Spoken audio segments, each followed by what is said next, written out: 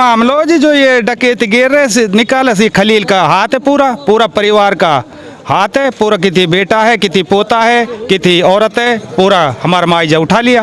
कौन है खलील? कौन क्या काम कर रहा है? कुछ नहीं, वो पटवारी के पास है, उठता बैठता है जी, उसका पिताजी पटवारी है, वो गुजर चुका। हाँ, पूरा कबाड़ा उसका है, एक सैकुल है। सरकार इधर तो यूँ कहती है देश के गद्दारों को गोली गोली मारो, सालों को गोली सर उसको मारनी चाहिए जो एक पूरा गांव विकास का जो काम मतलब ये पंजीकरण का जो मसला चल रहा है। पंजीकरण में एक दो आदमी ने अपने भाई भतीजों के नाम सारे पैसे निकलवा लिए पूरे गांव के, इसलिए पूरा गांव यहाँ खड़ा है। भ्रष्टाचार को रोकने का ढोल पीटने वाली भाजपा सरकार में अधिकारी व कर्मचारी इतने बेखौफ हो गए हैं कि किसी भी मामले में सेंध लगाने से नहीं चूकते। भ्रष्टाचार को बढ़ावा देने वाले अधिकारी व कर्मचारियों को तनक भी भय नहीं है कि कोई कार्रवाई भी उन पर हो सकती है। मेवात में लगातार पंचायत विकास कार्यों में गबन के मामले तो आपने बहुत सुने होंगे, लेकिन आज जिस मामले के बारे में हम आपको बताने जा रहे हैं, शायद इससे पहले आपने ऐसे मामले बहुत कम सुने होंगे। मामला पुनाना के गांव लफूरी का है, जहां के दर्जन भर से अधिक लोगों ने गांव के ही कुछ लोगों पर अधिकारियों से सांठ-गांठ करके फसल पंजीकरण में गबन करने का आरोप लगाया है। ग्रामीणों का आरोप है कि एक परिवार के लोगों ने सारे गांव की जमीन का फसल बिक्री का पंजीकरण करके 30 से 35 लाख रुपए का गबन किया है। गांव के लोगों का कहना है कि पूरे गांव के हक पर डाका डाला गया है। ग्रामीणों ने इसकी शिकायत एसडीएम, डीसी व सीएम विंडो में करके दोषियों पर कड़ी कार्रवाई की मांग की है। देखिए रिपोर्ट। सर मामला ये है, सरकार इधर तो यूँ कहती है देश के गद्दारों को गोली गोली मारो, सालों को गोली सर उसको मारनी चाहिए जो एक पूरा गांव विकास का जो काम मतलब ये पंजीकरण का जो मसला चल रहा है।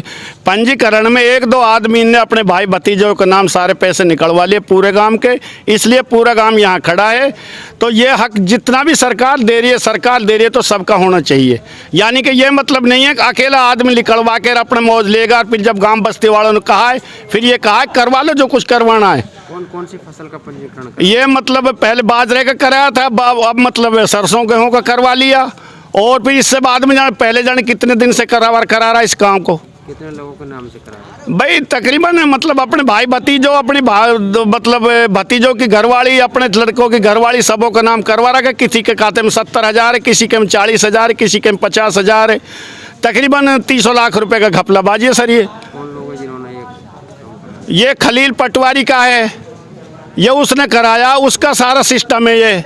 और जो भी है जो सारा सामने आएंगे, हमने एसडीएम साहब को भी बोहार लगाया है, हमने डिप्टी साहब को भी बोहार लगाया है, आगे जाके डीसी साहब के भी मतलब दरवाजे खटखटाएंगे, सीएम साहब पे भी जाएंगे।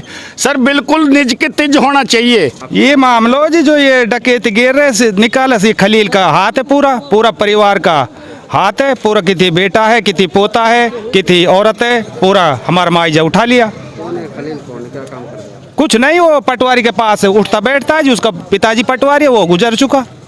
हाँ, पूरा कबाड़ा उसका है, एक सैकुल है। कितने लाख रुपए का ये? कम से कम 30-35 लाख का घपला जी पूरा गांव का।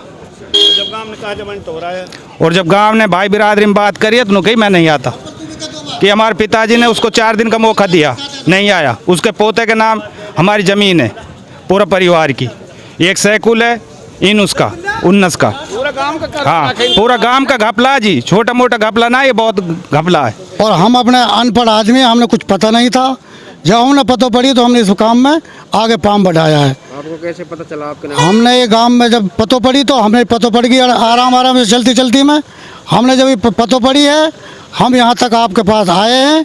और हमने एसडीएम के भी, डीसी के भी और सीओ मंडी में भी दरखास्त भी लगाई है, और आगे तक चंडीगढ़ तक भी हम पहुँचेंगे।